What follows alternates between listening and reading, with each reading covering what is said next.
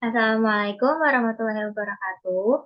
Kami dari kelompok 2. Sebelumnya, saya izin memperkenalkan diri. Saya Firda Fatugraha dan ada Saya Gaida Mujahidah. Saya Prilia Maulani. Saya Ita Julianti. Saya Sonya Regita ini.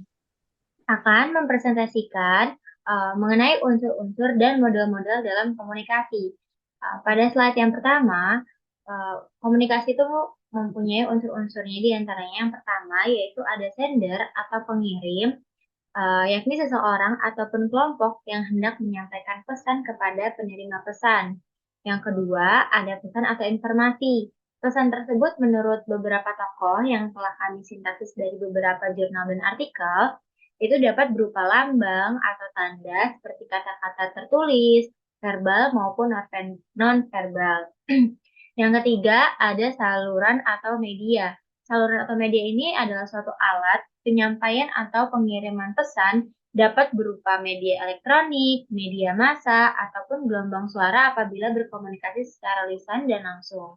Selanjutnya, slide selanjutnya akan dibacakan oleh Selanjutnya, receiver atau penerimaan. Seorang ataupun kelompok yang menjadi tujuan tersampainya pesan dari si pengirim. Selanjutnya ada akibat dan atau pengaruh. Perubahan yang terjadi pada penerimaan setelah berkomunikasi. Selanjutnya ada lingkungan yang mempengaruhi jalannya komunikasi, seperti lingkungan fisik, lingkungan sosial, dimensi psikologis, dan dimensi waktu.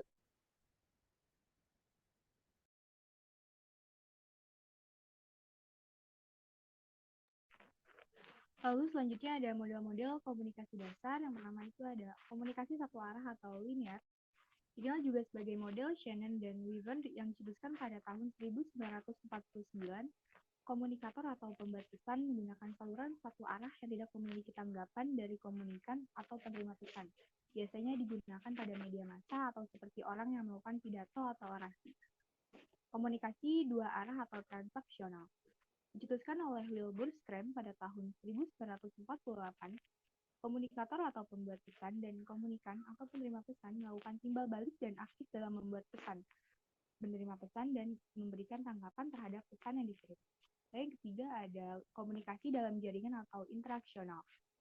Dicetuskan oleh Wilbur Scrum pada tahun 1955, komunikasi saling bertukar posisi sebagai komunikator atau pengirim pesan dan komunikan atau penerima pesan, baik dalam konteks fisik maupun psikologis, merupakan gabungan model linear dan model transaksional. Memiliki ciri khas yaitu ada timbal balik yang tertunda sama seperti pola komunikasi yang terjadi di dunia maya. Contohnya ketika memberikan komentar kepada postingan teman di sosial medianya, apabila tidak ada timbal balik, maka proses komunikasi tersebut menjadi model linear.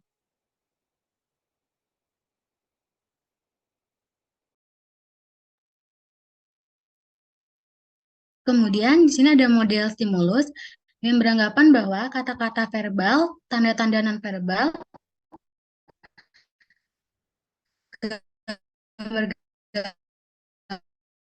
gambar, dan tindakan akan merangsang orang lain untuk memberikan respon dengan cara tertentu. Aristoteles. Aristoteles menerangkan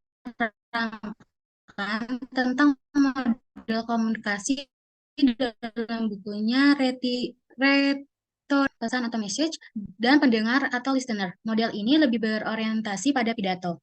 Kemudian ada model De Fleur, merupakan model komunikasi massa dengan menyelipkan perangkat media, massa, dan perangkat umpan balik. Dalam model ini juga menggambarkan sumber atau source, pemancaran atau transmitter, penerima atau receiver, dan tujuan atau destination.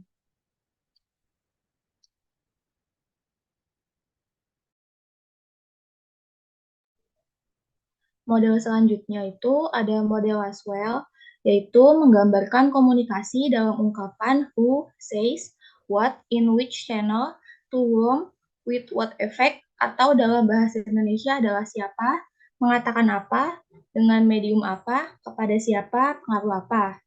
Selanjutnya ada model Berlo, yaitu hanya memperlihatkan proses komunikasi satu arah dan hanya terdiri dari 4 komponen, yaitu sumber, pesan, saluran, dan penerima. Yang terakhir, ada model Gardner, yaitu terdiri dari model verbal atau seseorang mempersepsi kejadian dan bereaksi dalam situasi melalui alat. Dan model diagramatik, yaitu seseorang mempersepsi kejadian dan mengirim beberapa pesan yang akan mengirim sinyal kepada penerima. Baik, terima kasih.